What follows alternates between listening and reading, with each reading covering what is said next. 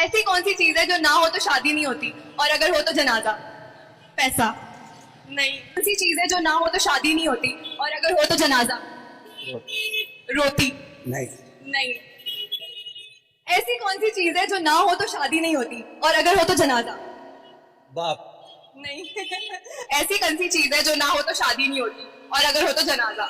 माँ। माँ।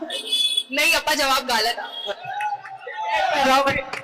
ऐसी चीज जो ना हो तो शादी नहीं होती और अगर हो तो जनाजा? बीवी।